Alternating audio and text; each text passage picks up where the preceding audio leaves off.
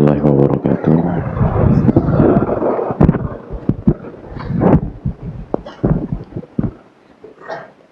Bismillahirrahmanirrahim. Alhamdulillahi rabbil alamin. Nahmaduhu wa nasta'inuhu wa nastaghfiruh. Wa na'udzu billahi min syururi anfusina wa min sayyiati a'malina. Man yahdihillahu fala mudhillalah wa man yudlil fala hadiyalah. Nashhadu an la ilaha illallah wahdahu la syarika lah wa anna Muhammadan abduhu wa rasuluhu la nabiyya ba'dah. Ya ayyuhalladzina amanu taqullaha haqqa tuqatih wa la tamutunna illa wa antum muslimun. Ya ayyuhan nasu taqu rabbakum alladzi khalaqakum min nafsin wahidah wa khalaqa minha zawjaha wa batha minhuma rijalan katsiran wa nisaa'a wattaqullaha alladzi tasaaluna bihi wal arham innallaha kana 'alaikum raqiba.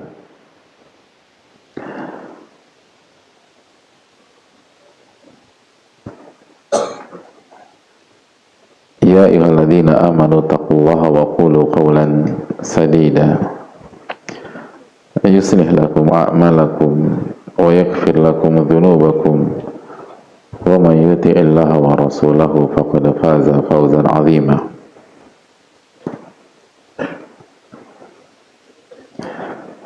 Hadirin yang Allah muliakan, tidak ada kata yang layak untuk kita angkat pada awal pertemuan kita kali ini kecuali kata syukur kita kepada Allah Tabaraka wa Ta'ala atas nikmat yang Allah berikan kepada kita, nikmat yang sangat besar, nikmat iman, nikmat akses untuk mendekat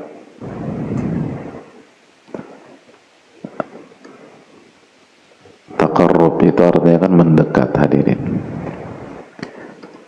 Wa ma taqarraba ilayya 'abdi bi syai'in ahabbu ilayya mimma aftaradtu alaih. Tidak ada amalan yang dikerjakan oleh seorang hamba dalam rangka bertaqarrub kepada diriku, mendekat kepada diriku, yang lebih aku cintai dibanding amalan yang aku wajibkan atas dirinya dalam hadits qudsi.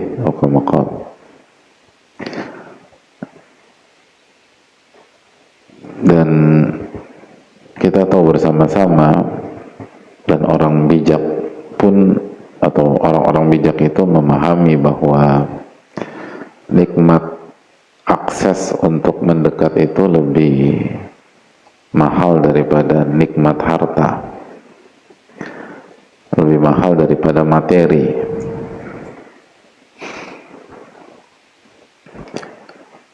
Tidak semua orang yang kita kasih uang, pernah ngasih uang ke orang nggak hadir? Gak pernah. Kalau dikasih tiap hari. Nggak semua orang yang kita kasih uang itu kita bukakan akses untuk mendekat kepada kita.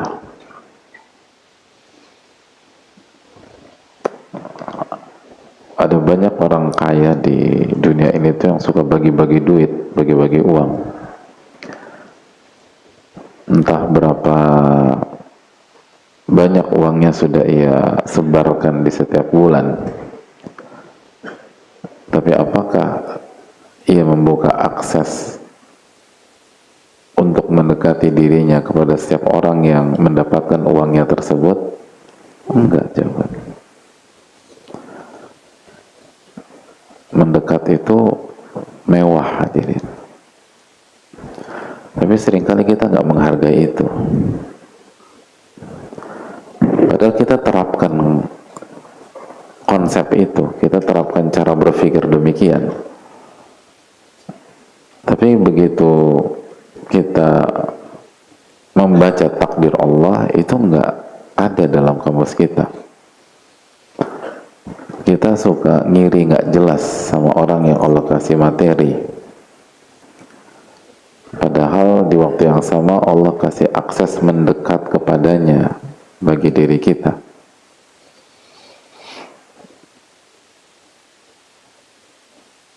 Bahkan lucunya kita banding-bandingkan, dia nggak pernah sholat kok fulusnya banyak, duitnya banyak. Gue sholat terus kok nggak punya duit, gitu loh. Akhirnya nyesek, terus nyalain Allah tabaraka wa ta'ala. Padahal yang mau dia nyesek itu kesalahan logikanya, kesalahan dia dalam berpikir. Makanya para ulama kita seperti Ibnul Qayyim rahimahullah ta'ala dalam Madarijus Salikin mengatakan bahwa salah satu kunci kebahagiaan dan kesuksesan hidup itu adalah al-basirah, cara melihat.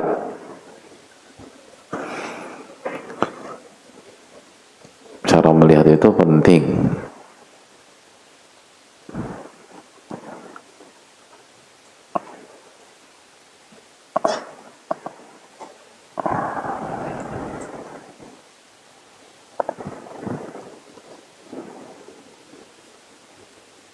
Oleh karena itu hadirin Allah muliakan,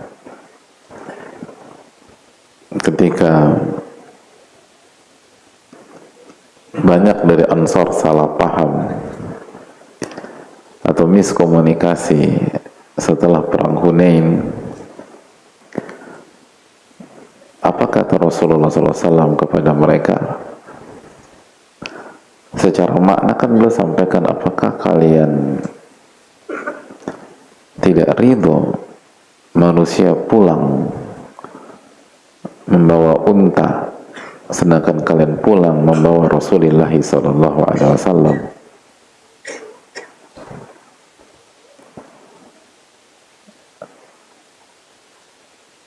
Kalau manusia berjalan di sebuah kaki gunung dan Ansor berjalan di kaki gunung yang lain, maka saya memilih jalannya kaum Ansor. Itu kalimat-kalimat itu membuat Ansor menangis hadirin,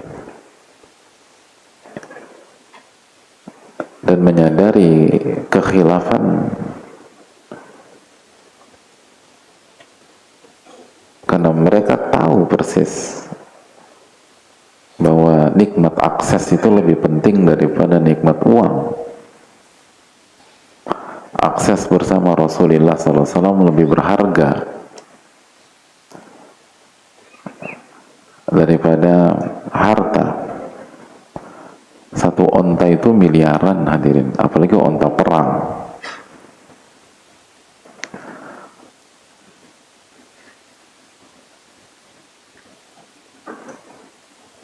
Jadi hadirin Allah muliakan,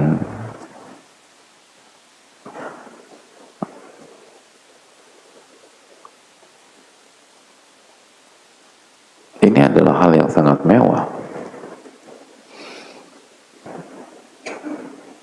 Ketika Allah memberikan taufik kepada kita untuk belajar, untuk mendekat, untuk beribadah,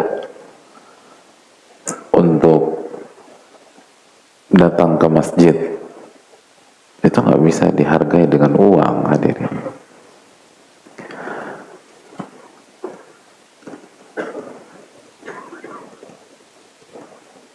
Saya ingin tanya sama hadirin sekarang, kalau hari ini hadirin bagi-bagikan uang 5 juta gitu, dibagi-bagikan di jalanan, ada yang dikasih 10.000, 50.000, 100.000 dan seterusnya.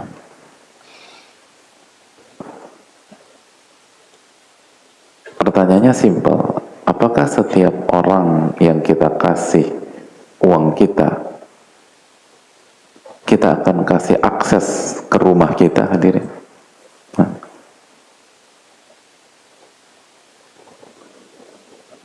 Paham nggak pertanyaannya nih?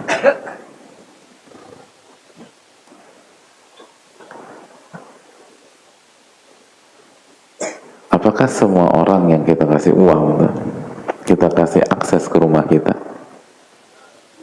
Kenapa? Ya saya nggak punya rumah Pak Ustaz. Ya kalau gitulah selesai analoginya. Nggak akan kita kasih. Hanya orang-orang tertentu yang kita akses ke rumah kita. Nah saya mau tanya kepada sekalian, ini masjid ini rumahnya siapa? Apa nggak ada rasa haru kita, nggak ada rasa bangga kita, nggak ada rasa beruntung kita ketika Allah kasih akses ke rumahnya?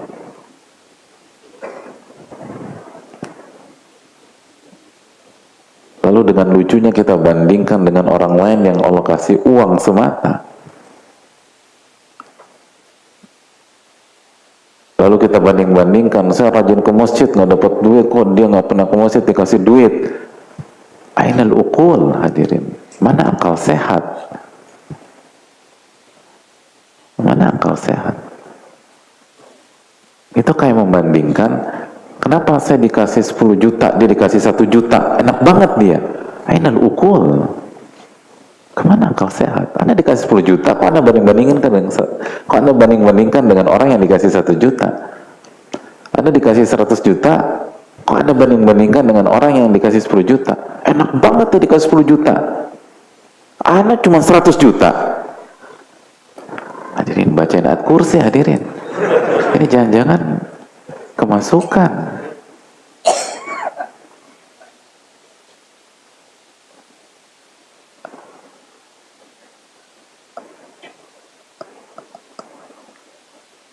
Kita dikasih akses masuk ke rumah Allah, lalu nggak ada rasa syukur sama sekali. Kita dikasih akses untuk bisa berdiri, bisa ruku, bisa sujud di rumah Allah. Tidak ada perasaan haru, tidak ada rasa optimis, tidak ada harapan. Ini bukan tentang ke masjid hadirin, ini tentang harapan.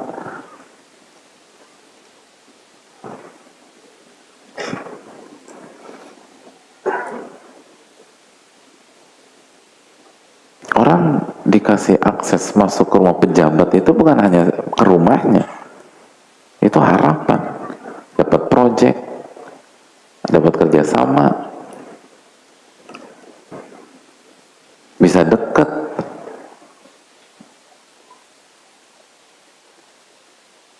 Orang dikasih masuk ke rumah pengusaha itu harapan. Lalu kemana iman kita ketika Allah kasih kesempatan kita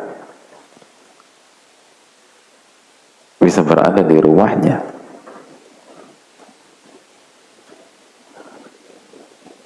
Tapi itulah manusia, hadirin sekalian. Innahu kana zaluman jahula. Dalam surat Al-Ahzab itu, manusia itu zalimnya luar biasa dan bodohnya luar biasa. Kita ini bodohnya kelewatan hadirin. Kita nggak bicarakan orang lain, kita ini. Makanya udah dikasih kenikmatan yang terbaik masih nggak paham juga. Itu kan bodoh namanya. Kita dikasih kenikmatan terbaik udah. Nikmat taufik apa bukan kenikmatan terbaik? Akses mendekat apa bukan kenikmatan terbaik itu? Tapi tetap nggak paham.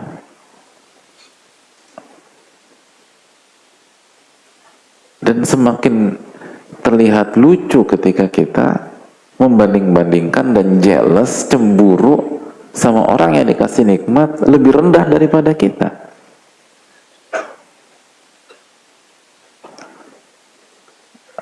Ulama mengatakan sumya dunia lidunuwiha. Ini kehidupan ini dinamakan dunia karena kerendahannya dari kata-kata dunu. Dunia itu dari kata-kata dunu. Apa arti dunu? Rendah. Itu arti dunia.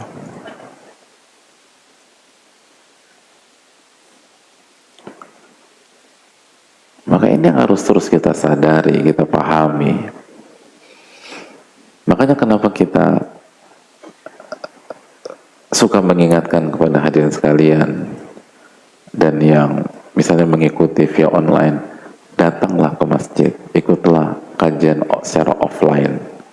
Beda. Jadi bukan berpikir, oh online juga bisa Pak Ustadz. Loh, Anda perlu memahami, ini akses ke rumah ini loh. Ini ke rumah Allah. Beda. Nggak bisa dibandingkan. Ini akses ke rumah Allah tabaraka wa ta'ala. Makanya online itu bermanfaat. Tapi bisakah dikomparasikan dan dibandingkan dengan offline? Nggak bisa. Salah satunya karena faktor ini. Ini kemuliaan, ini keistimewaan, ini harapan.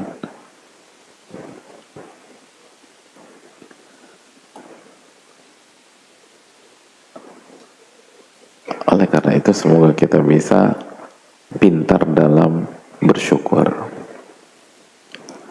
Makanya nggak ada kata yang pantas untuk kita ucapkan ketika kita diberikan akses untuk mendekat, diberikan kesempatan ke rumahnya subhanahu wa ta'ala, dengan segala dosa-dosa kita, dengan segala kekhilafan kita. Kalau kita audit diri kita sepekan ini, kok mungkin kita nggak ada prestasinya juga, yang ada hanyalah khilaf demi khilaf. Tapi Allah masih ngundang kita pada sore hari ini, sebagaimana Allah undang kita pekan lalu.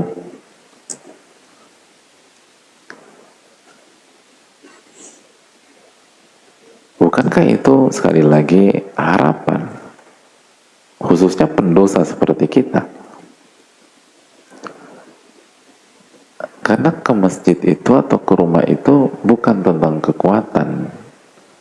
Ada banyak orang lebih kaya daripada kita, tapi Allah nggak kasih taufik untuk bisa ke rumahnya. Nggak bisa. Dia bisa kemanapun, tapi tidak ke rumah Allah subhanahu wa ta'ala.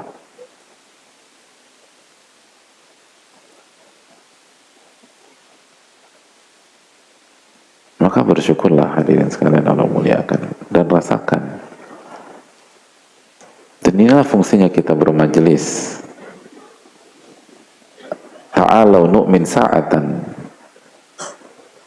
Kita tahu para ulama klasik mengatakan, marilah kita tambah iman kita sejenak.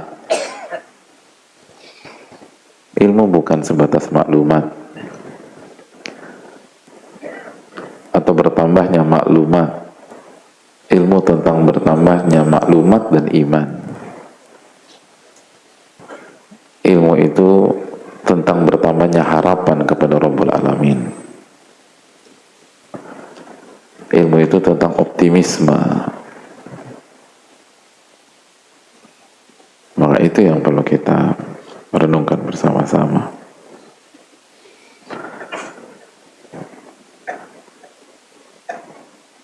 Hadirin Allah muliakan, semoga kita diberikan taufik untuk menjadi hamba yang bersyukur dan mendapatkan ilmu nafi dan dilindungi dari ilmu yang tidak bermanfaat. Amin ya rabbal alamin. Selanjutnya salawat beriring salam semoga senantiasa tercurahkan kepada Rasulullah alaihi salatu wassalam beserta para keluarga, para sahabat dan orang-orang yang istiqamah berjalan di bawah naungan sunnah beliau sampai hari kiamat kelak.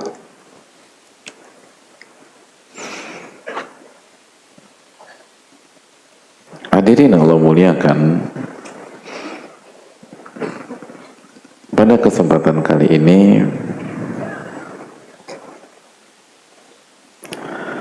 kita akan istirahatkan sejenak materi rutin kita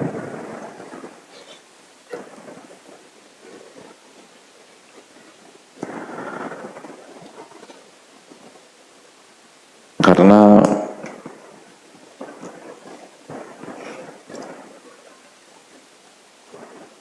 sebuah ayat dari Al-Quranul Karim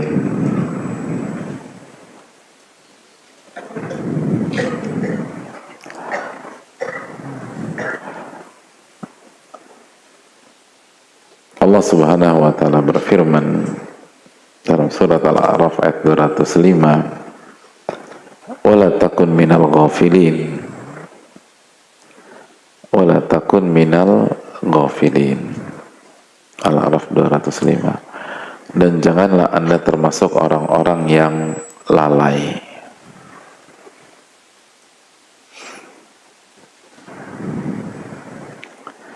Ini larangan dari Allah Tabaraka wa Ta'ala.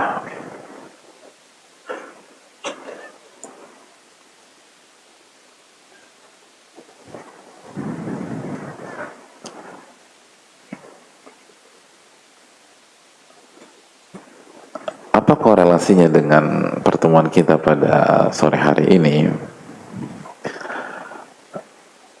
Ketika kita dilarang untuk bergabung sama orang-orang yang lalai, hadirin, ayat ini membawa kita pada sebuah bulan yang disampaikan oleh Rasulullah SAW dalam hadis yang dikeluarkan Imam Nasa'i. "Dzalika syahrun yakfalun nasu anhu baina Rajab wa Ramadan."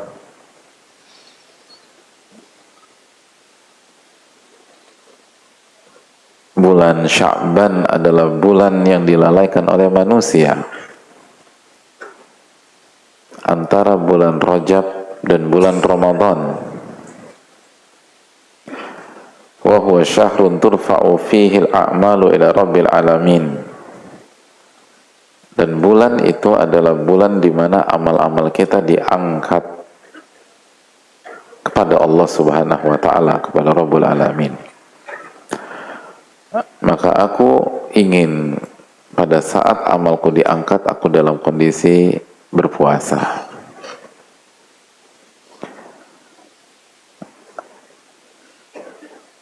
Hadirin, kita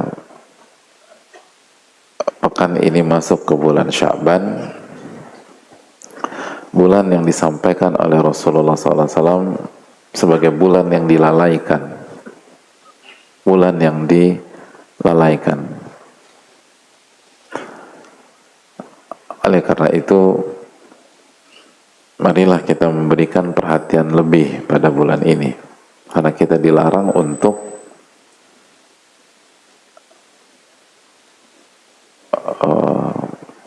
bergabung sama orang-orang yang lalai atau menjadi orang-orang yang lalai.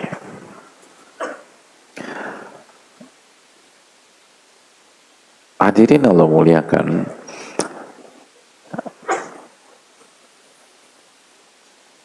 pembicaraan tentang bulan Sya'ban sudah pernah kita angkat di tahun-tahun sebelumnya, khususnya sebelum pandemi.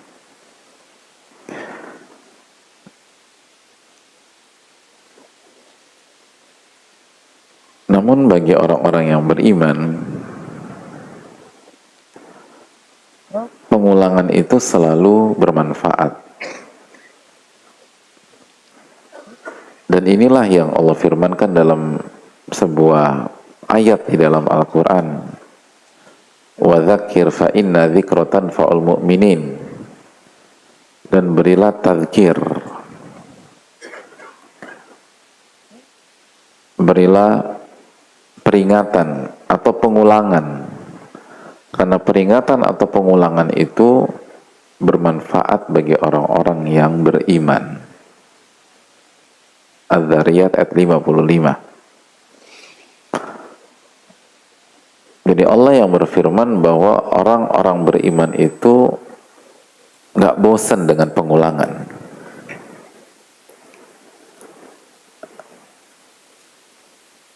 Bahkan mendapatkan manfaat ketika itu diulang.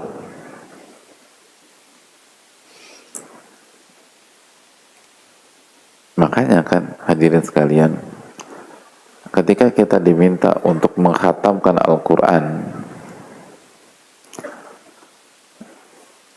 dan nanti di bulan Ramadan umat Islam berlomba-lomba mengkhatamkan Al-Quran. Ada yang sekali khatam, ada yang 2 kali, ada yang 3 kali, ada yang 4 kali, ada yang seterusnya.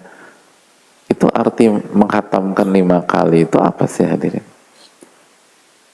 Mengulang sebanyak 5 kali. Pengulangan. Dan ayatnya ya itu aja.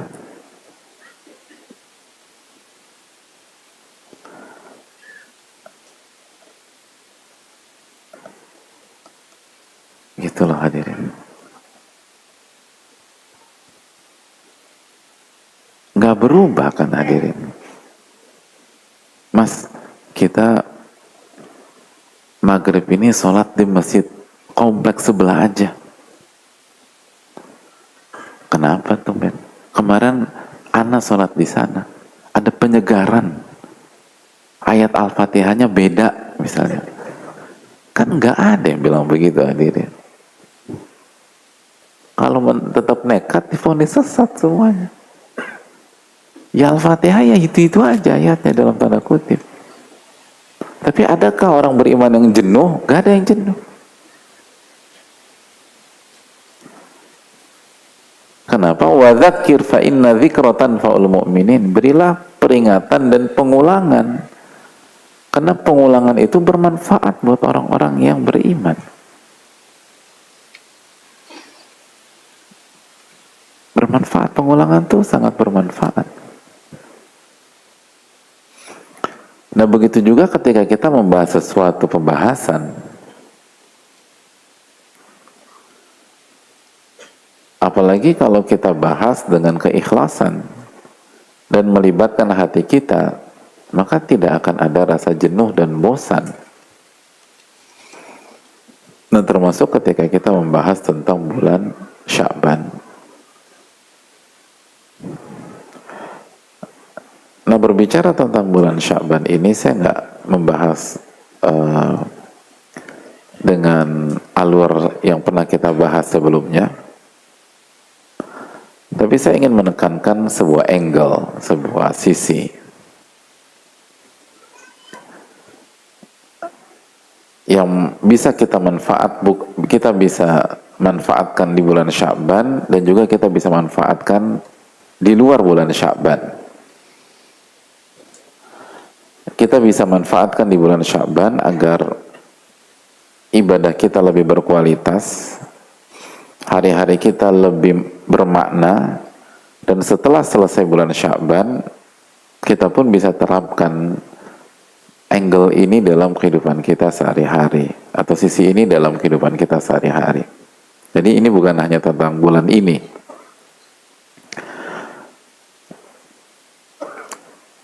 Hadirin Allah muliakan, yaitu ketika Nabi kita alaihi salatu wassalam menjelaskan kepada kita bahwa bulan ini adalah bulan yang dilalaikan. Bulan yang dilalaikan. Atau bulan yang dilalaikan oleh manusia.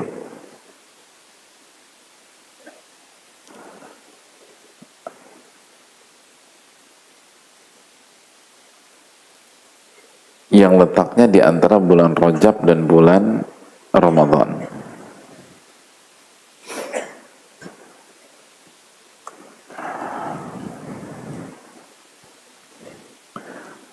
Jadi hadirin Allah muliakan, apa maksudnya? Di antara keterangan para ulama, karena Allah takdirkan, atau kenapa bulan ini cenderung dilalaikan,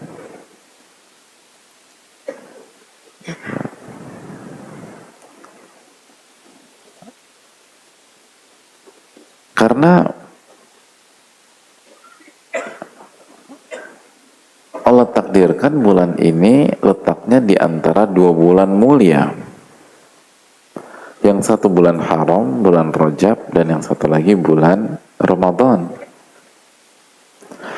Ishtaghala an-nasu bihi ma'anhu fasara maghfulan an. Ulama mengatakan seperti Ibnu Rajab rahimahullah ta'ala mengatakan, sehingga manusia tuh fokusnya ke 2 bulan ini,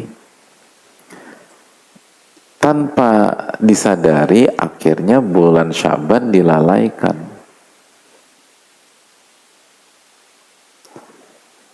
Gitu. Bulan Sya'ban dilalaikan karena fokus ke bulan ini, karena diapit oleh 2 bulan yang mulia. Itu hadirin.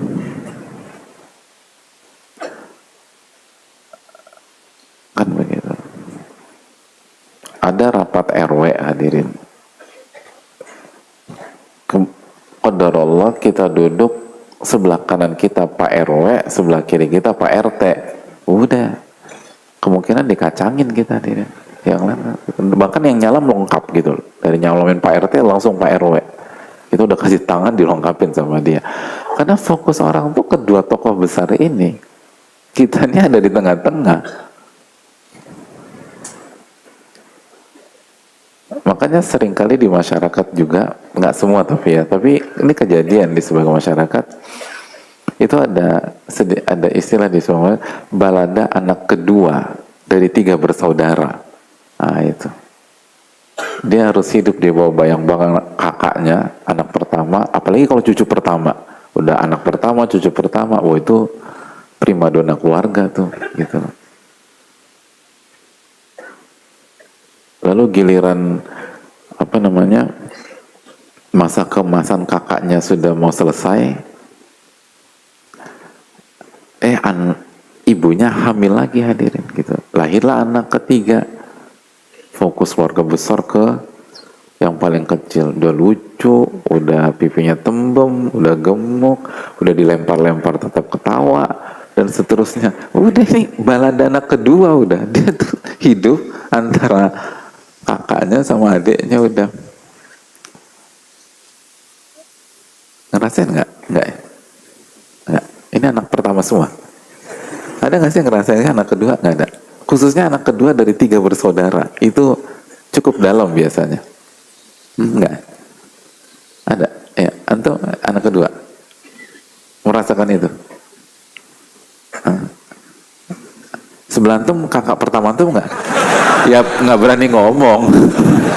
Sebenarnya enggak usah ngeliat kakaknya. Ada banyak kasus demikian ya. Nggak semua, tapi nggak semua. Khususnya kalau anak pertamanya itu cucu pertama. Itu cucu pertama, anak pertama. Terus nanti lahiran. Itu pokoknya diapit di 2 pihak spesial itu susah aja yang benar. Dan itu ujian tersendiri. Ujian tersendiri. Makanya ishtaghalan nasu bihi ma'anhu, manusia sibuk dengan 2 bulan ini, akhirnya lupa sama bulan Sya'ban. Makanya seringkali, bahkan jangankan di masyarakat umum, di dunia kajian aja, yang paling sering diangkat di bulan Sya'ban dari awal sampai akhir Sya'ban itu materi tentang apa? Ramadan udah. Targhib Ramadan, tarhib Ramadan, menyambut Ramadan, hal-hal yang membatalkan puasa Ramadan, semua tentang Ramadan. Emangnya nggak bagus Pak Ustadz? Bagus. Tapi di samping kita persiapkan hari esok, kita jangan lupa juga ilmu tentang hari ini, itu poinnya. Karena kan sebagian ulama mengatakan antal yaum, Anda itu hidup di hari ini, besok tuh belum tentu hidup, gitu loh. Jadi persiapan untuk hari esok bagus, visioner itu bagus, tapi hari ini jangan dilupakan.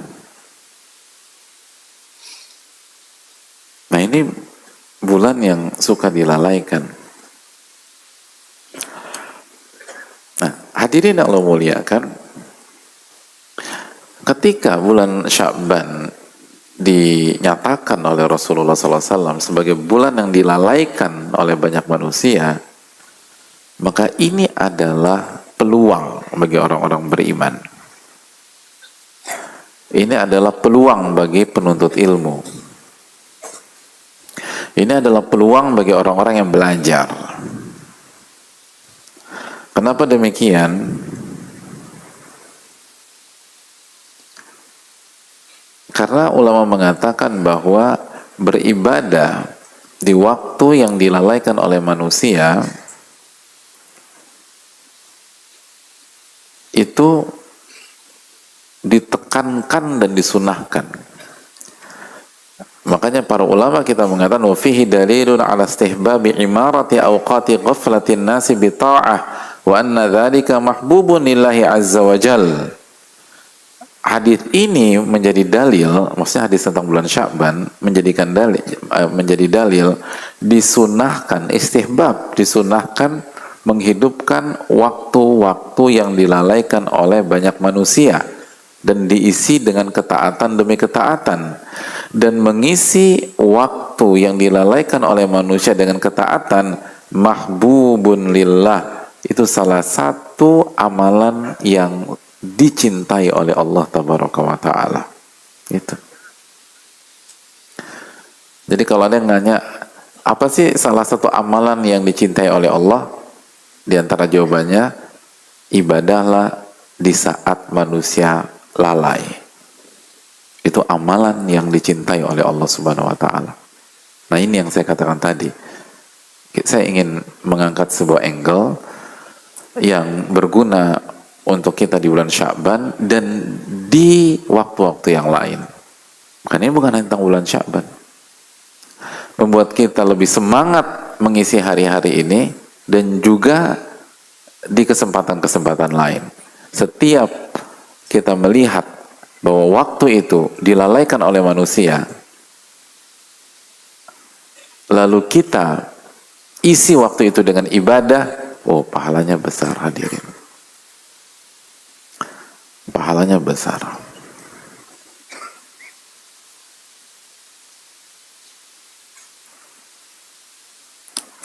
Pahalanya sangat-sangat besar.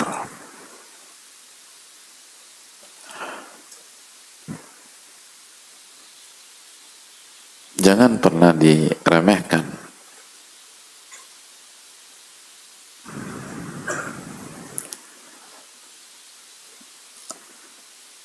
Makanya sebagian ulama seperti Rajab membawakan juga hadis Muslim, al-ibadatu fil haraji kal hijrati ilai, beribadah di saat haraj.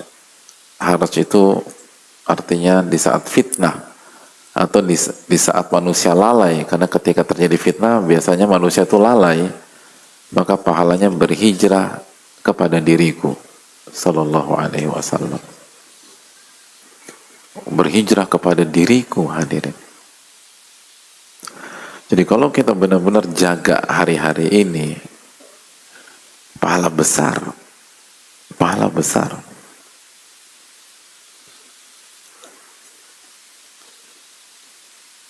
Maka jangan dilewatkan.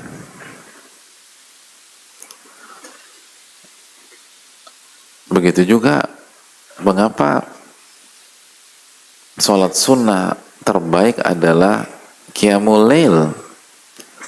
Karena dalam riwayat Nabi kita SAW mengatakan wasallu bil laili wan nasu niyam, dan sholatlah di waktu malam di saat manusia tidur. Karena qiyamul lail, khususnya sepertiga malam terakhir, itu manusia sedang tidur secara umum. Itu waktu yang dilalaikan. Ketika kita sholat, itu sholat sunnah terbaik hadirin. Kata Nabi kita alaihi salatu wassalam. Itu. Jadi hadis tentang bulan Sya'ban ini jangan dipahami sebatas bulan Sya'ban, tapi terapkan dalam kehidupan kita sehari-hari. Makanya sebagian ulama klasik itu menyukai banyak ibadah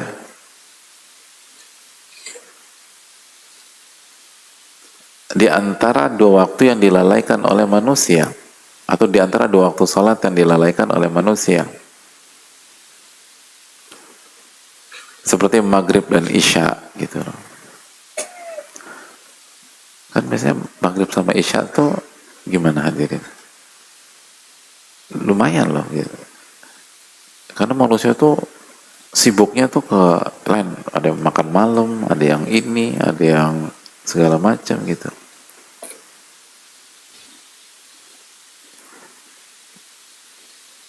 Betul, misalnya masjid seperti di di tempat publik itu ramai, tapi ya hanya sholat maghrib terus keluar lagi gitu, karena sibuk ini sibuk itu gitu loh. Dan nggak haram juga, ya namanya kayak seperti qiyamul lail, orang tidur kan nggak haram hadirin, tapi intinya waktu itu tidak dimanfaatkan. Nah itu para ulama kita tuh senang tuh ibadah di waktu-waktu itu. Ketika ditanya kenapa ditekankan, ya sa'atu ghaflah, itu waktu-waktu yang dilalaikan oleh manusia, waktu-waktu yang dilalaikan oleh manusia.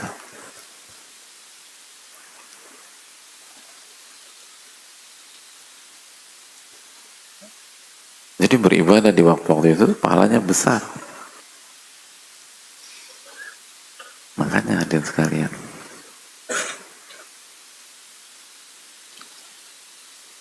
kan gitu ya. Apalagi waktu yang lain, waktu yang suka dilalaikan gitu, nggak ada. Hebat juga ya hadirin. Hah? Sholat subuh di tanggal 1 Syawal, nah itu di masjid, nah itu jarang tuh hadirin, benar nggak? Ya kalau sholat subuh semua sholat subuh, tapi sholat subuh di masjid tanggal 1 Syawal, lah itu tuh kadang-kadang. Atau sholat zuhurnya gitu, sepi, udah banyak masjid tuh. Makanya kita walaupun lagi sibuk nyobain nastar, kastengel, terus opor, begitu hayya ala sholat, habisin makanan, ke masjid itu hari itu tuh lumayan tuh kosong masjid gitu.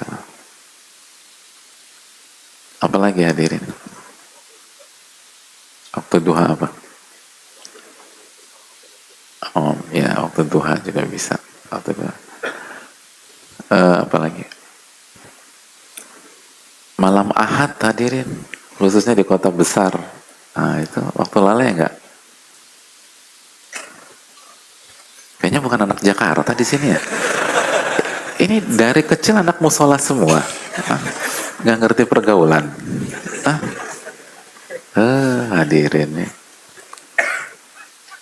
Itu semoga loh kita dapat fadilah itu tuh. Maka harus semangat.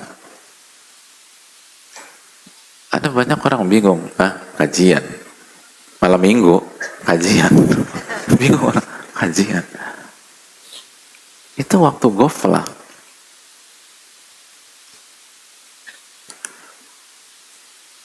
Jadi itu tadi hadirin yang Allah muliakan, ini bukan hanya diterapkan di bulan Sya'ban, diterapkan di waktu-waktu lain. Begitu kita lihat, dan ini kan umum ya, makanya saya bacakan langsung kesimpulan para ulama dan pendalilannya para ulama. Fihi dalilun ala istihbabi imarati awqati ghaflatin nasi bita'ah wa anna dhalika mahbubun lillahi azza wa jal. Hadis ini adalah dalil disunnahkan menghidupkan atau mengisi waktu-waktu yang dilalaikan oleh manusia dengan ketaatan. Dan amalan-amalan itu dicintai oleh Allah Subhanahu wa taala. Dicintai oleh Allah Tabaraka wa taala.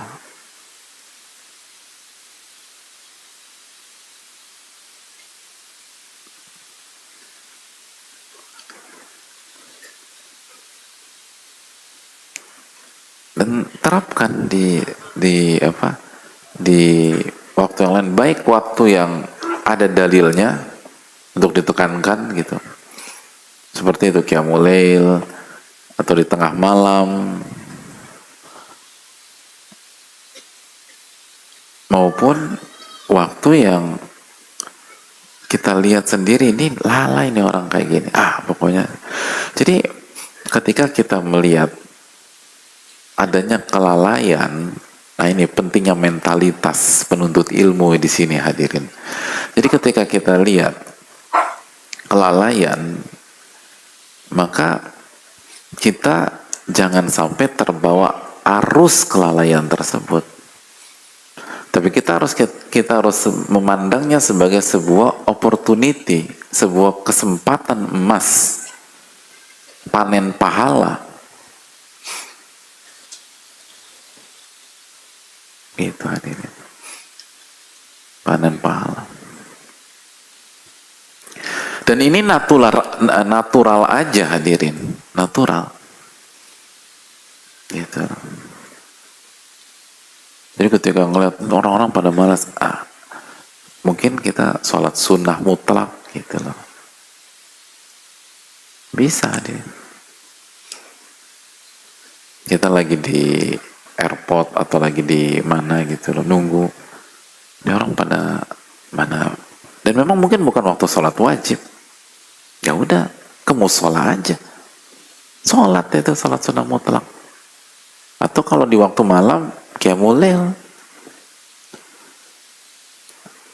Waktu duha, sholat duha. Jadi ini jadi mentalitas gitu. Dan jadi ketajaman melihat. Atau baca Quran. Gitu. Flight jam berapa? Masih 2 atau 3 jam lagi. Oke. Atau misalnya, aduh delay nih 1 jam lagi. Langsung, musola mana ya? Musola deh. Sholat sunnah nih. Apalagi ketika lihat musolanya kosong, semakin yakin kita. Insya Allah nih pahala gede nih gitu. Begitu kita lagi baca Quran, tiba-tiba 1 orang, 2 orang masuk. Jangan diusir. Ya udah, lo lalai aja, lalai. Nanti pala gua kurang lagi lo datang. Udah lo pada lalai deh sana. Lo main game aja, main game. Lo nggak juga begitu. Justru begitu ada yang datang, apalagi kita menginspirasi mereka, senang, alhamdulillah. Man sanna fil islami sunnatan hasanah. Barang siapa yang menginspirasi orang mengerjakan sunnah yang baik, falahu ajruha wa ajru man amila biha, maka dia akan mendapatkan pahala amalan tersebut dan pahala orang yang mengikuti dia karena terinspirasi oleh dia tanpa mengurangi pahalanya sedikit pun juga, kan gitu. Ini jangan disuruh pesan, udah pulang kita. Jangan begitulah hadirin. Jadi natural. Nanti kalau orang tertarik, kita cari angle lain gitu. Karena dalam satu waktu itu ada banyak angle-angle kebaikan, ada banyak sisi-sisi kebaikan, ada banyak sudut pandang yang kita bisa manfaatkan. Nah, disitulah kekayaan dalam melihat sebuah takdir, kekayaan melihat sebuah kondisi. Jadi intinya ini kesempatan hadirin sekalian. Ini kita ada di Sya'ban, ini kesempatan emas, makanya kita bahas di awal. Dan ilmu ini bukan hanya khusus di bulan Sya'ban, tapi terapkan di kesempatan-kesempatan yang lain. Terapkan di kesempatan-kesempatan yang lain. Manfaatkan waktu yang dilalaikan oleh manusia dan beribadah di sana, berzikir di sana, taat di sana. Dan ini dimanapun ya, dan seringkali kita nggak harus tergantung sama musola. Kita ada di transportasi umum gitu loh, yang isi penumpangnya misalnya pas lagi kita, nggak semua penumpang demikian, tapi pas lagi kita tuh nggak ada yang pada apa chat inilah, main inilah, ngobrol inilah, segala macam. Ya udah, baca Quran aja kita. Atau berzikir.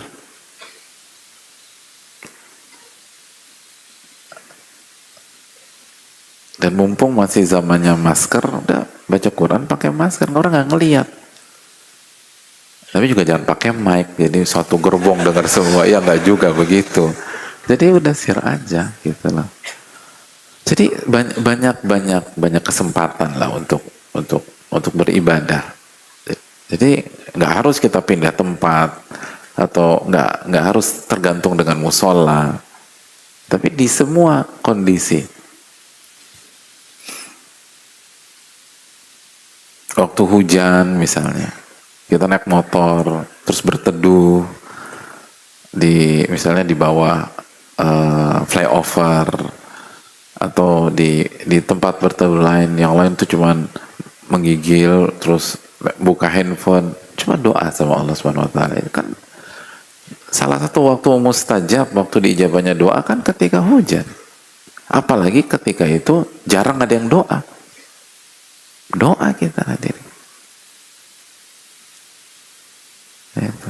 Jadi gunakan banyak kesempatan untuk inilah hadirin sekalian memuliakan. Sayang kalau kita lewatkan. Sayang untuk kita lewatkan.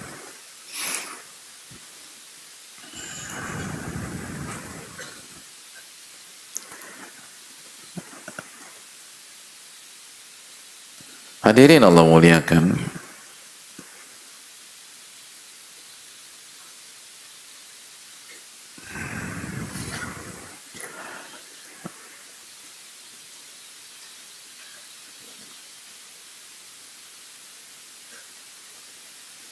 Apa faedahnya kalau kita memanfaatkan waktu-waktu yang dilalaikan oleh manusia? Di samping pahalanya besar, di samping tadi pahala berhijrah, dijelaskan oleh para ulama, wa fi ihya'il waqtil maghfuli anhu bi ta'ati fawaidi, wa fi ihya'il waqtil maghfuli anhu bi ta'ati fawaidu. Dalam menghidupkan waktu yang dilalaikan dan kita isi dengan ketaatan, itu ada beberapa faidah, ada beberapa keutamaan gitu. Jadi ada beberapa keutamaan, ada beberapa benefit, ada beberapa advantage dan seterusnya. Yang pertama, annahu yakunu akhfa wa ikhfa'un nawafil wa israruha afdal. Di antara keuntungannya ketika kita beribadah di waktu yang dilalaikan, annahu yakunu akhfa, amalan itu jadi lebih rahasia, lebih samar, lebih tidak terlihat. Wa ikhfa'un nawafil wa israruha afdal, dan menyembunyikan amalan-amalan sunnah dan merahasiakan amalan-amalan sunnah, hukum asalnya lebih afdal.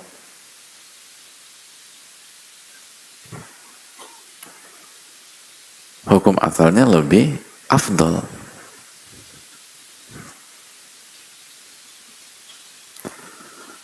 Masih ingat firman Allah dalam surat ini surat apa nih? In tubdu sadaqat fa ni'mahi wa in tukhfuha wa tu'tuha al-fuqara fa huwa khairul lakum. Surat apa itu?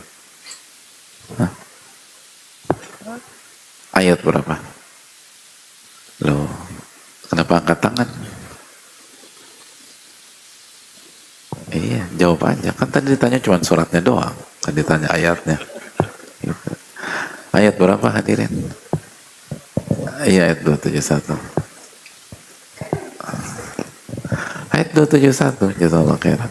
In tubdu sadaqat, apabila kalian tampilkan sedekah kalian, selama kalian ikhlas itu baik, nggak apa-apa, baik. Namun wa in tukhfuha wa tu'tuha al-fuqara, namun dan apabila kalian sembunyikan, kalian rahasiakan dan kalian tetap berikan, kepada fakir miskin, fahuwa khairul lakum, itu lebih baik untuk kalian, lebih baik, lebih baik.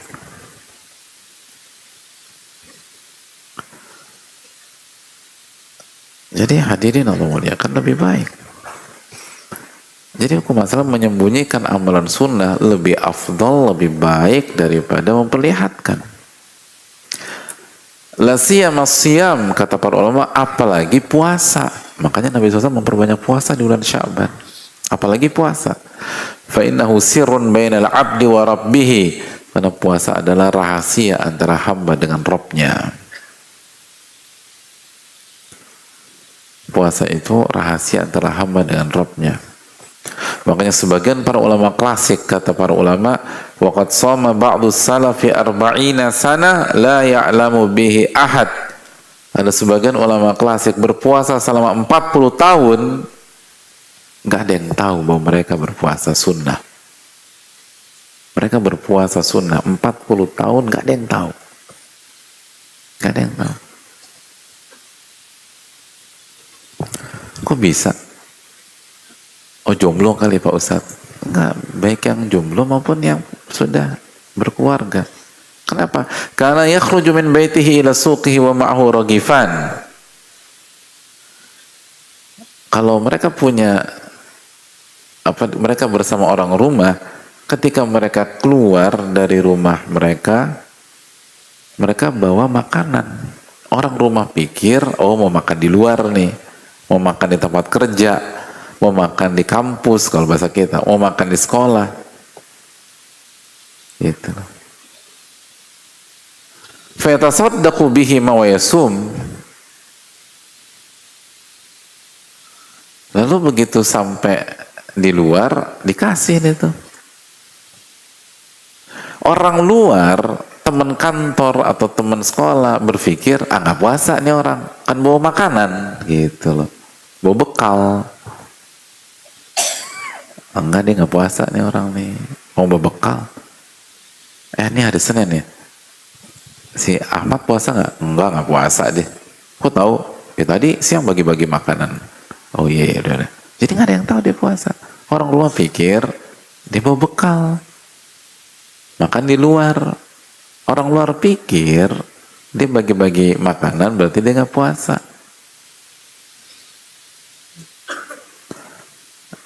Akhirnya dia puasa. Oh berarti nggak sahur Ustadz? Ya nggak juga. Sahur kan bisa buat dengan minum air putih atau makan kurma gitu. Kan nggak semua orang seperti kita yang sahurnya harus nasi padang, hadirin. Kalau sahurnya nasi padang, kalau gitu. Kalau enggak juga nggak apa-apa. Gitu. Kalau ayam taliwang juga nggak apa-apa. Lebih menakutkan ya, pedes ya ayam taliwang. Jadi orang tuh kan, sahur tuh cuman air, korma gitu loh, nggak ketahuan. Bayang 40 tahun puasa nggak ada yang tahu dia puasa sunnah.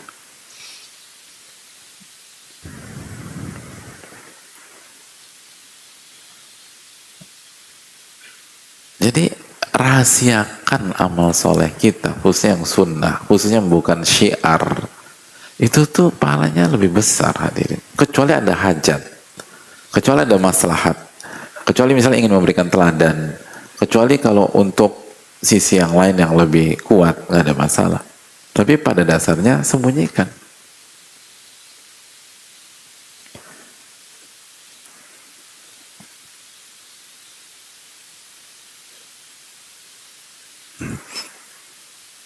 Makanya diriwayatkan dari Abdullah bin Mas'ud, idza asbahtum siyama fa asbihu muddahinin.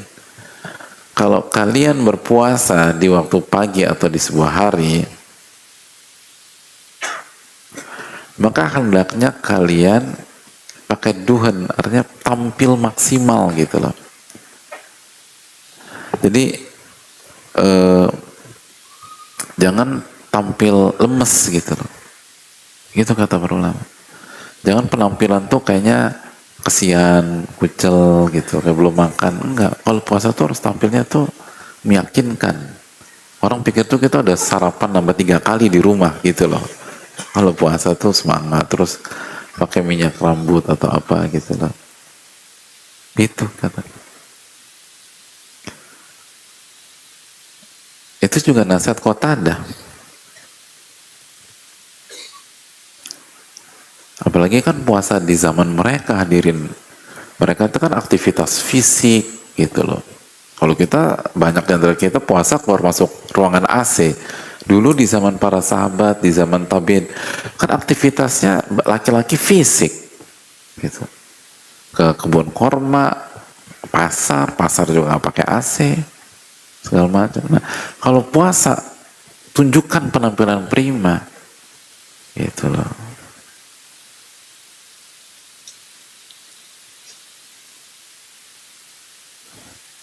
Makanya Abu Tayyah mengatakan itu apa, orang-orang tua saya dulu gitu, atau di kampung saya itu kalau puasa wala bisa ahsana thiyabi, mereka tuh pakai pakaian yang bagus.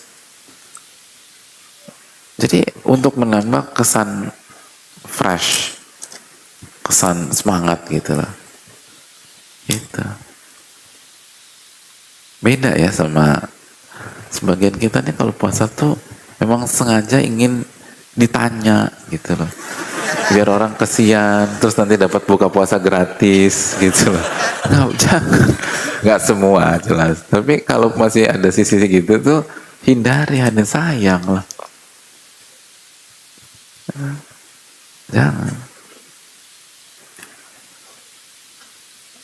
Mereka tuh nggak mau memperlihatkan, mereka justru tampil maksimal. Dalam keterangannya, hatta yanzuru an-nadhiru ilaihi fayara annahu laysa bisaim, sehingga orang yang ngelihat dia itu menganggap dia tuh lagi nggak puasa, dan dia nggak bohong juga, dia kan nggak bilang saya nggak puasa, kan nggak bohong, tapi lihat bagaimana kecerdasan sosial mereka gitu loh pada saat mereka berpuasa.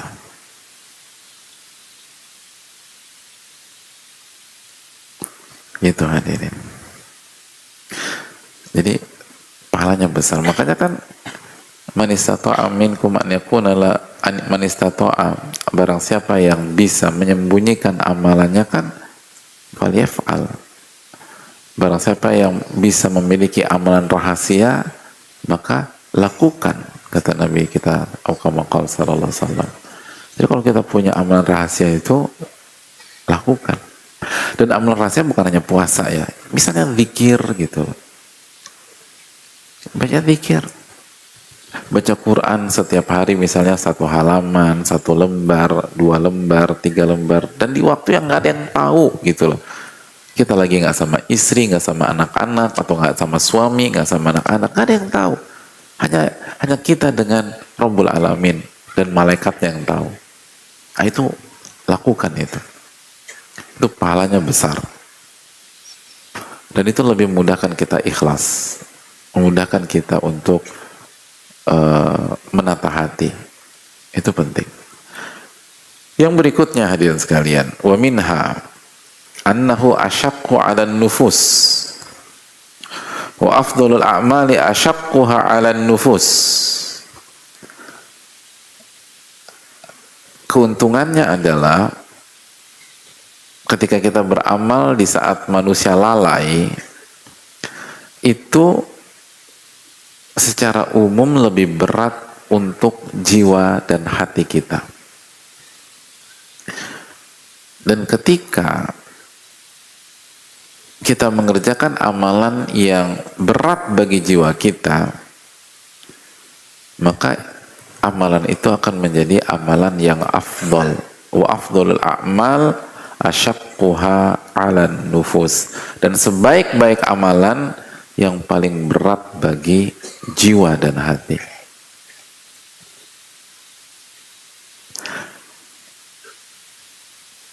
Dan sebagian para ulama kasih catatan dalam kesempatan lain, dan ini bukan berarti harus dicari-cari, natural aja. Karena kesulitan itu bukan tujuan gitu loh. tujuan kita hidup itu mengenal Allah dan beribadah hanya kepada Allah. Itu tujuan hidup. Kesulitan itu bukan tujuan, jadi nggak perlu dicari-cari. Tapi jalani secara natural, karena tanpa kita cari pun kita akan menghadapi kesulitan. Karena itu sebuah sunnatullah, ujian kehidupan. Asyaddun nasi balaan al-anbiya. Orang yang paling berat ujiannya adalah para nabi, tsumma salihun, lalu orang-orang soleh, tsummal amsal fal amsal, lalu yang ranking berikutnya, lalu berikutnya. Nabi kita juga sallallahu alaihi wasallam menyampaikan, wa yubtalal mar'u ala hasabi dini, seseorang itu diuji sesuai dengan kualitas agamanya. Jadi nggak perlu dicari-cari. Tapi begitu Allah takdirkan dan kita merasa berat banget, itu pahalanya gede banget, itu besar pahalanya. Dan salah satunya adalah ketika kita berhadapan di waktu yang dilalaikan manusia, itu berat. Padahal kita nggak cari-cari waktu itu. Tapi begitu kita berhadapan seperti Sya'ban misalnya, itu pahalanya besar. Insyaallah kita akan lanjutkan pada salat maghrib biidznillah ta'ala. Wa sallallahu wasallam ala nabiyina Muhammad wa ala alihi washabbihi ajma'in.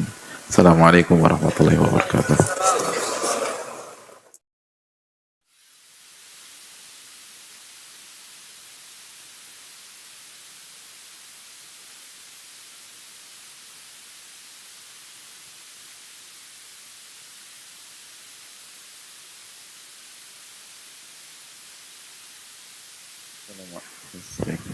Assalamualaikum warahmatullahi wabarakatuh. Bismillahirrahmanirrahim. Alhamdulillahirabbil alamin. Nahmaduhu wa nasta'inuhu wa nastaghfiruh. Wa nusalli wa nusallim ala nabiyyina Muhammadin wa ala alihi wa sahbihi ajma'in wa ba'd. Hadirin Allah muliakan, di antara keutamaan ketika kita beribadah di saat manusia lalai adalah lebih samar, lebih tersembunyi, sehingga lebih menghasilkan pahala demi pahala. Lalu juga yang kedua, lebih sulit bagi jiwa, dan amal-amal terbaik itu yang sulit bagi jiwa. Dan mengapa lebih sulit bagi jiwa? Dijelaskan oleh para ulama, wasababu dzalika anna nufusa tata'assa bima tushahiduhu min ahwali abna'il jins. Karena jiwa itu terpengaruh dan mengikuti apa yang dia saksikan dari lingkungannya. Fa idza kathurat yaqadhatun nasi wa ta'atuhum kathura ahlu ta'ah. Jadi apabila di sebuah waktu dan tempat ada banyak orang yang sadar dan beribadah, maka kathura ahlu ta'ah, maka nanti akan banyak yang ngikutin. Di kathratil muqtadina bihim fasahulatit ta'at, maka nanti ada yang ngikut, ada yang ngikut, ada yang ngikut, dan ketika banyak yang ngikut, itu otomatis ketaatan jauh lebih mudah untuk dikerjakan.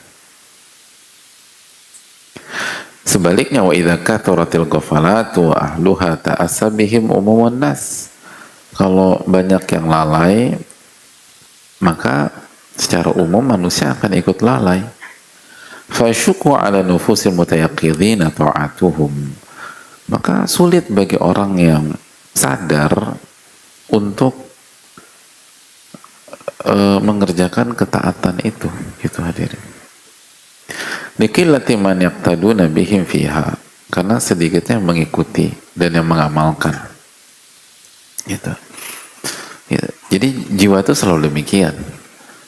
Makanya keutamaan Ramadan adalah memudahkan kita untuk ibadah. Nah, Sya'ban itu sebaliknya gitu loh. Jadi kenapa Ramadan itu orang tuh semangat gitu. semangat sahur misalnya, karena satu rumah tuh sahur semua. Kenapa susah berpuasa di bulan Sya'ban? Karena banyak rumah yang lain nggak ada yang sahur, susah loh kita sahur sendiri. Tapi kalau semua semua anggota rumah sahur, bahkan tetangga juga sahur, mungkin sebagian kita tinggal di lingkungan yang kalau waktu sahur kita keluar rumah aja udah ketemu orang gitu loh. Maling motor Ustadz, bukan, tapi orang yang udah beraktivitas gitu loh, udah beraktivitas. Itu suasana tuh beda. Kenapa semangat taraweh, semangat salat isya, masjid itu atmosfernya beda karena pada beribadah kepada Allah. Nah sebaliknya kalau nggak ada siapa-siapa, itu susah tuh hadirin. Nah disitulah peluang pahala hadirin sekalian, karena susah bagi jiwa. Semua hal yang susah bagi jiwa itu punya keistimewaan tersendiri, punya keistimewaan tersendiri.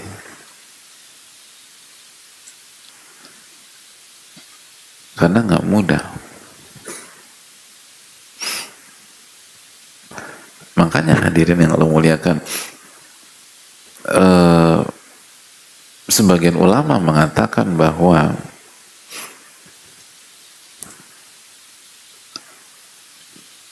sholat atau bahkan banyak mengatakan sholat berjamaah itu lebih mudah membuat kita khusyuk daripada sholat sendirian di rumah gitu. Benar nggak hadirin sekalian?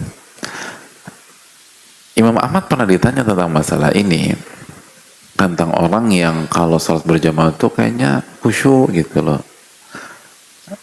hati itu mudah tersentuh gitu loh, bahkan nangis dengar bacaan imam atau pokoknya enak aja. Tapi kalau di rumah sendirian susah tuh kayak gitu. Nah gimana nih hukumnya gitu loh, kalau mungkin pakai bahasa ini riya atau bukan nih gitu ya. Nah apa jawaban Imam Ahmad rahimahullah ta'ala? Kata beliau, fi ma'ana tilka barakatul muslim alal muslim. Itu keberkahan muslim yang dampaknya ke muslim yang lain. Gitu. Jadi kita itu bersama ahli ketaatan tuh beda memang jamaah sekalian. Jadi itu keberkahan seorang muslim dengan muslim yang lain. Beda. Sangat beda. Pengaruhnya tuh beda ketika kita lagi bareng-bareng. Makanya kan itu disuruh cari lingkungan gitu loh. Lalu kalau dalam konteks sosial, konteks keluarga dan rumah tangga, cari pasangan yang soleha atau cari pasangan yang soleh, karena jelas itu ngebantu dibanding bertakwa sendirian. Karena kalau ketika nggak ada siapa-siapa itu susahnya minta. Makanya kan seringkali kita tergelincir ketika sendirian. Udah sendirian di tempat yang wifi-nya gratis, unlimited. Nah itu berat banget tuh hadirin. Karena memang itu. Dan belum tentu orang itu munafik kalau tergelincir dari itu. Tapi karena atmosfer itu beda. Nah ketika kita bisa bertahan, nah itu pahalanya luar biasa. Makanya tadi kita bahas, jangan dicari-cari, tapi natural aja. Ya sama kayak Sya'ban, ini kan natural. Ya habis Rajab ya Sya'ban, gak bisa kita lengkap langsung Ramadan. Nah begitu kita dapat kondisi demikian, ya bertahan deh tuh. Nah pahalanya besar. Itu hal penting untuk kita camkan. Yang poin yang berikutnya, yang terakhir yang bisa kita bahas pada kesempatan kali ini, apa sih keuntungannya kalau kita mengerjakan ibadah dan ketaatan di saat manusia lalai?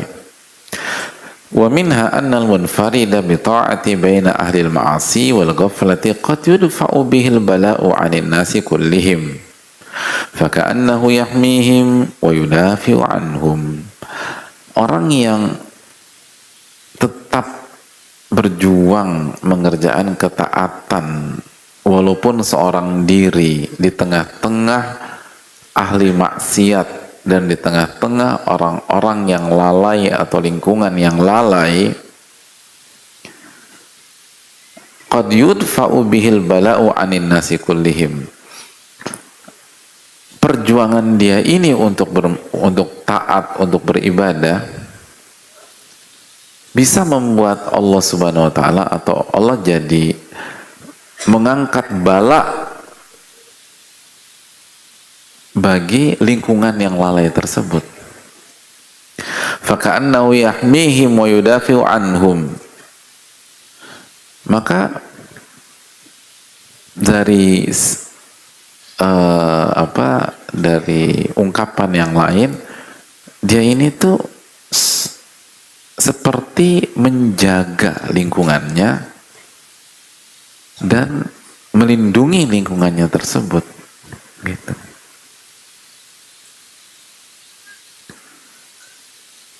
Jadi menjaga lingkungannya dan melindungi lingkungannya.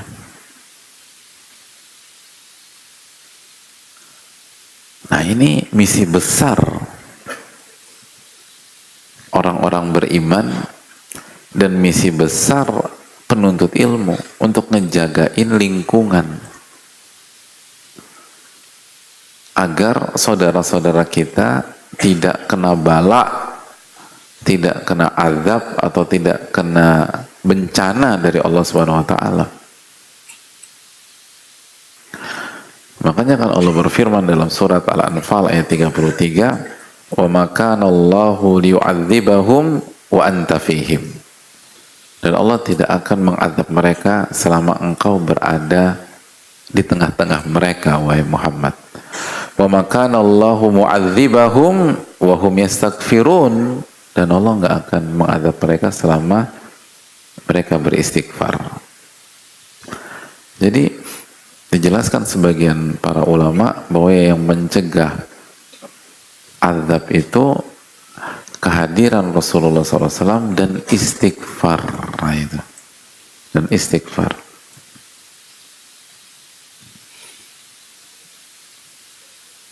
Dan istighfar.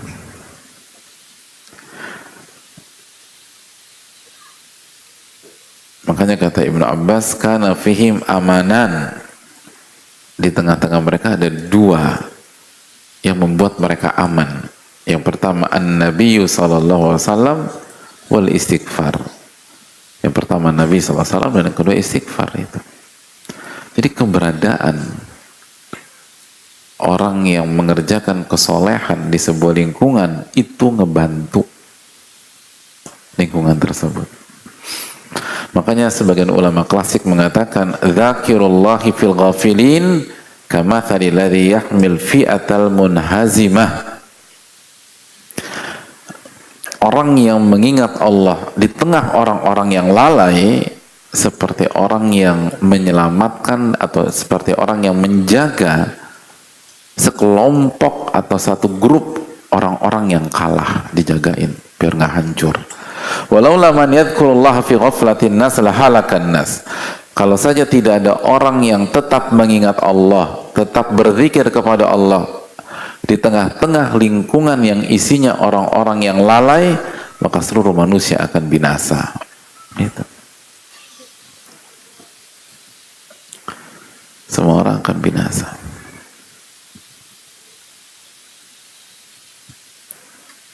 Jadi penting gitu lah. Nah, disinilah tugas besar bagi orang yang sudah belajar, orang yang sudah ngaji, orang yang ingin baik. Tugas dia bukan hanya menjaga diri dia, tapi dia juga berusaha menjaga lingkungannya. Berusaha menjaga keluarganya.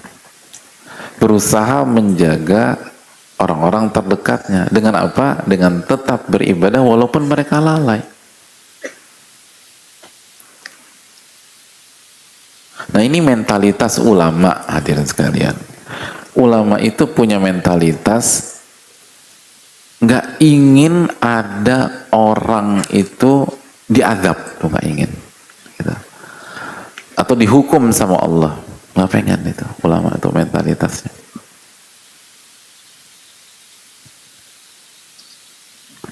Sebagaimana diriwayatkan dari Al-Iz bin Abdul Salam, dari Imam Nawawi, bahkan Imam Ahmad rahimahumullahu jami'an, itu mereka punya benang merah yang sama. Itu mereka punya mental gak ingin orang lain tuh diadab gitu, gak ingin orang lain itu kena hukuman gitu. Dan itu kan mentalitas para nabi dan rasul. Makanya para nabi dan rasul walaupun sedang terluka, apa doanya? Allahumma ighfir liqaumi fa innahum la ya'lamun. Ya Allah, ampuni kaumku, karena bisa jadi mereka melakukan itu karena mereka nggak ngerti. Allahu akbar. Nah inilah yang harus dimiliki oleh orang-orang yang belajar agama, yang sudah ngaji. Jangan seneng lihat saudaranya atau orang lain atau manusia diadab atau kena bencana, apalagi nyinyir ketika ada orang lagi kena musibah atau kesulitan. Justru sebaliknya, kita pengennya ngejaga mereka, nggak pengen orang tuh celaka.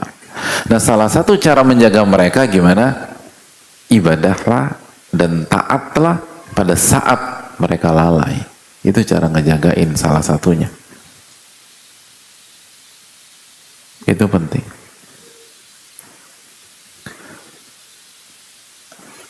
Nah ini mentalitas yang harus kita miliki. Misalnya kita-kita yang tidak didukung oleh keluarga besar, mungkin dimarginalkan, disudutkan kalau di grup, atau dinyinyirin. Solusinya bukan baper. Solusinya apa? Mungkin mereka nggak ngerti. Nah, kita jagain, tetap istiqomah minimum. Kalau kita belum bisa bicara sama mereka, kalau kita belum bisa berdakwah kepada mereka, minimum kita soleh di tengah-tengah mereka. Jadi bukan baper kesel gitu loh, atau dikit-dikit udah mau bahala aja deh, mau bahala. Ya jangan dikit-dikit begitu, hadirin. Itu para nabi. Allahumma ighfir liqaumi fa innahum la. Mau bahala tuh ada, tapi bagaimana praktek para ulama gitu loh. Bagaimana para nabi alaihi wassalatu wassalam. Ini penting, kehadiran orang soleh di tengah-tengah lingkungan yang lalai itu sangat menentukan. Makanya ada riwayat, innallaha yadfa'u birrajuli salih an ahlihi wa waladihi wa dhurriyyatihi wa man hawlahu. Allah subhanahu wa ta'ala akan menjaga sebuah keluarga, anak, keturunan, dan lingkungan melalui orang soleh di tengah mereka. Gitu. Jadi kalau rajuli soleh, laki-laki yang soleh, itu merupakan sebab Allah jaga istrinya, Allah jaga anak-anak, Allah jaga lingkungan. Itu makanya itu bagi ibu-ibu atau para wanita di belakang, itu pentingnya cari laki-laki yang soleh. Itu dijagain, Allah tuh jaga kita disebabkan suami kita yang soleh. Walaupun tingkat kesolehan kita tidak selevel dengan suami kita. Seluruh istri para nabi kan tingkat ketakwanya nggak selevel dengan suaminya. Ya karena kalau selevel nabi juga dong, hadirin sekalian. Lihat bagaimana Allah jaga gitu loh. Kecuali kasus anomali, itu pembahasan lain. Tapi al-ibra bil ghalib, parameter itu kasus mayoritas. Rum dijaga. Jadi hadirin Allah muliakan, ini penting. keberadaan orang soleh di tengah-tengah lingkungan yang lalai itu penting. Makanya di sisi lain, kalau kita pakai sisi lain, kalau kita ini masih lalai, terus ada anggota keluarga kita yang solehnya Masya Allah, atau ada orang yang rajin ibadah soleh di lingkungan kita, itu kita harus dukung walaupun kita belum bisa kayak dia. Atau di lingkungan kantor, di lingkungan sekolah atau kampus, itu didukung tuh orang. Walaupun kita belum bisa ibadah seperti dia, karena keberadaan dia itu yang membuat Allah itu ngejagain itu lingkungan. Itu hadirin. Makanya pentingnya kita tekankan masalah ini di bulan Sya'ban secara khusus, dan untuk diterapkan di waktu-waktu yang lain secara umum. Jadi kesolehan di tengah-tengah lingkungan yang lalai itu sangat penting. Sangat penting. Dan itu sangat ngebantu. Sangat ngebantu. Jadi kita lihat dari dua sisi. Kalau kita dari sisi orang yang lalai, aduh, gue ini belum bisa nih kayak lo, tapi gue dukung lo, jangan istiqomah ya. Lu jangan ikut-ikutan gue ya, gitu loh. Udah. Kalau gue ngapa-ngapain, lu jangan ikut, lu belajar aja ngaji, lu salat tahajud gitu deh. Lu jangan ikut-ikutan deh. Gitu. Nah, misal satu kos-kosan, lu mau kemana? Udah nggak usah ikutan, dah. Baca Quran aja, baca Quran gitu. Ada nggak sih? Ada loh kasus gitu loh. Ya. Udah, lu jangan dah. Lu masih baik gitu. Lu belum terkontaminasi. Gitu. Kalau gue virusnya udah banyak, jadi bisa. Itu ada kasus begitu serius. Pokoknya harus jadi baik. Ya.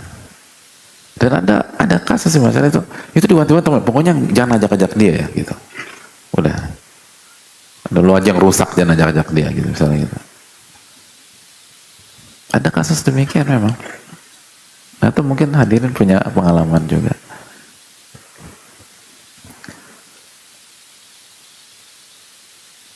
Jadi kalau ada orang yang soleh Masya Allah tuh kita senang alhamdulillah. Dan orang soleh kan nggak ngeganggu hadirin. Baik itu orang soleh. Syaitan aja bikin kita hasad gitu loh. Asal benar-benar soleh ya gitu. Nah sebaliknya kalau kita sebagai penuntut ilmu, kita sudah berusaha mengamalkan ilmu kita, maka kita harus punya mental gimana ngejagain lingkungan dari murka Allah Subhanahu wa ta'ala. Minimum jaga istiqomah kita. Terus berzikir kepada Allah di tengah-tengah kondisi yang tidak kondusif, itu sangat ngebantu. Sangat ngebantu. Jadi terus dijaga. Dan itu tadi mentalitas para ulama adalah mereka nggak ingin ada saudara mereka, teman mereka diadab sama Allah Subhanahu wa taala, nggak pengen. Pengen sesuatu baik gitu loh. Semuanya dapat surga, semuanya diampuni oleh Allah Tabaraka wa taala. Itu mentalitas ulama. Makanya sebagian ulama seperti Imam Ahmad kan mengatakan apa untungnya bagi kita kalau ada orang diadab gara-gara kita gitu. Apa untungnya bagi kita? Maksudnya apa? Apa untungnya orang diadab gara-gara dia zolimin kita, lalu kita nggak maafin dia gitu. Dan gara-gara kita nggak maafin dia diadab sama Allah. Kan nggak ada untungnya. Lihat mentalitas. Dan memang butuh waktu untuk bisa sampai sana. Kalau kita kan baru di level, ya aku maafin, tapi biar Tuhan yang balas, gitu mas. Masih di level itu, aku maafin, tapi Tuhan yang balas atau Allah yang balas. Gitu. Tapi dulu tuh lama enggak. Imam Ahmad kan disiksa hadirin, tapi dimaafin semua tuh sama beliau. Dan beliau justru, dan para ulama lain mengatakan hal tersebut. Oleh karena itu semoga kita memiliki jiwa-jiwa besar seperti itu, dan itu butuh proses, butuh iman yang kuat, butuh tauhid yang mengakar. Kita nih seringkali baru belajar baik sama orang yang baik sama kita, itu aja susah banget.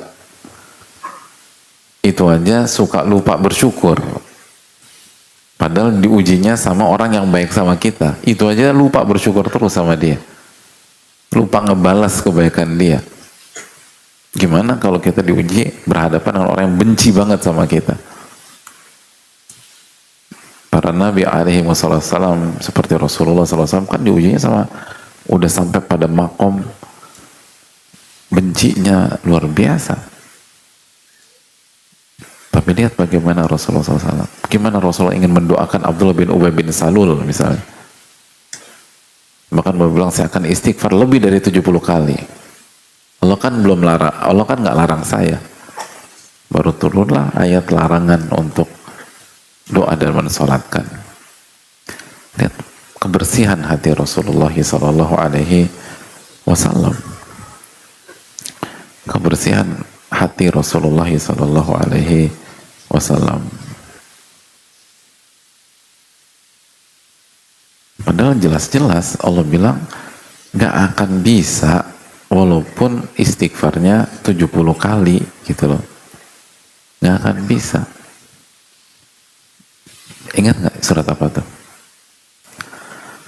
At-Taubah ayat 80. Allah katakan istaghfir lahum aw la tastaghfir lahum, beristighfarlah untuk orang munafik atau engkau tidak beristighfar untuk mereka. In tastaghfir lahum sab'ina marrah falan yaghfirallahu lahum, dan kalau engkau beristighfar 70 kali Allah pun gak akan ampuni mereka. At-Taubah ayat 80. Istighfar, beristighfarlah untuk mereka, atau engkau nggak beristighfar untuk mereka, sama aja. Engkau beristighfar, engkau nggak beristighfar, sama aja. Jangankan sekali dua kali, 70 kali engkau beristighfar, Allah nggak akan ampuni mereka.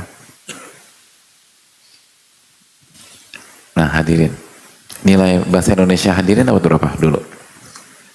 Jujur aja, jujur. Nah, nilai bahasa Indonesia 100. Seringkali kita jelek di bahasa Indonesia loh hadirin. Walaupun bahasa Inggrisnya pun nggak bagus juga. Jadi nggak jelas kita dulu. Bahasa Indonesia nggak bagus, bahasa Inggris nggak bagus. Tapi oke lah. Berapa? 9? Nggak juga. 8? Nggak.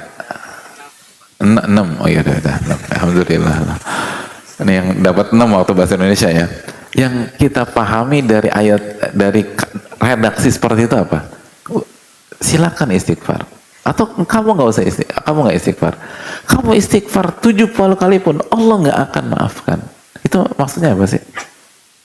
Apakah maksudnya kalau kita istighfar 71, 72, 80 Allah maafkan?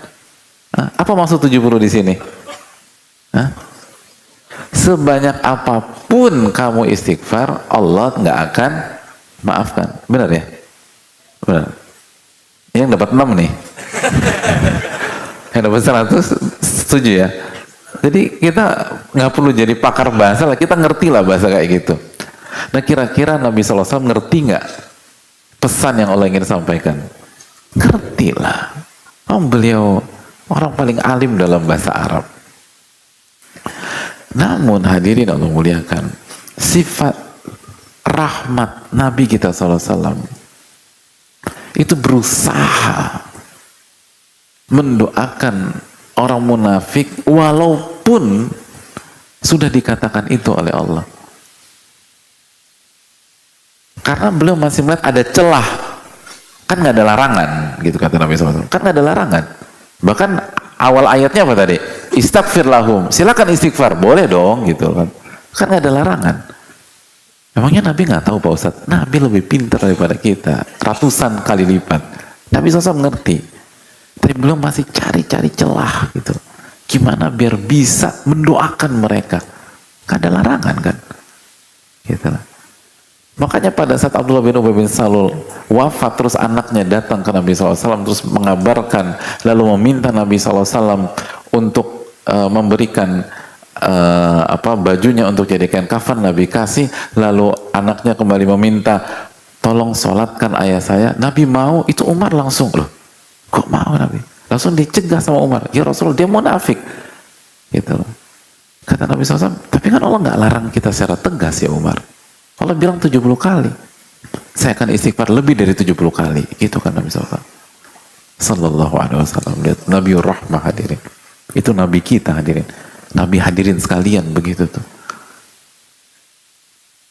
Nabi kita. Itu ngadepin munafik. Gitu loh. Itu Nabi kita hadirin. Gimana ngadepin kita yang ya walaupun kita nggak baik-baik ini, tapi semoga lah kita nggak munafik, semoga Allah jaga. Itu Abdullah bin Ubay bin Salul. Saya akan tambah lebih dari 70 kali. Baru habis itu turunlah firman Allah dalam surat yang sama, ayat keberapa? 84. Wala tusalli ala ahadin minhum mata abada. Ya Muhammad, janganlah engkau mensolatkan siapapun dari mereka ketika wafat. Nggak boleh. Udah setelah itu Nabi SAW nggak bisa. Sallallahu alaihi wasallam. Nabi Rahmah hadirin. Sekarang kemana sunnah Nabi SAW dalam bab ini? Sunnah Nabi SAW yang merupakan hal yang nggak bisa dipisahkan. Sifat rahmah kepada manusia, bukan hanya sesama saudara atau teman pengajian, sama manusia. Ini munafik, gembongnya munafik. Abdullah bin Ubay bin Salul, gembongnya munafik, orang nomor 1 dari dunia kemunafikan, masih beliau upayakan. Sallallahu alaihi wasallam. Oleh karena itu semoga kita diberikan taufik untuk bisa beramal di hari-hari ini. Dan bukan hanya beramal, tapi kita mengerti esensi dan substansi. Dan semoga kita termasuk orang-orang yang menghidupkan sunnah Rasulullah SAW di tengah-tengah kondisi yang lalai. Dan semoga kita bisa mengisi bulan Sya'ban ini dengan baik. Dan kita mendapatkan keutamaan-keutamaan yang disebutkan oleh para ulama. Nggak ada sesi tanya jawab karena waktu sudah habis. Semoga pekan depan kita bisa beri lebih banyak waktu untuk diskusi tanya jawab. Semoga Allah berikan kita ilmu nafi dan melindungi kita dari ilmu yang tidak bermanfaat. Subhanakallahumma wa bihamdika, la ilaha illa anta, astaghfiruka wa atubu ilaik. Assalamualaikum warahmatullahi wabarakatuh.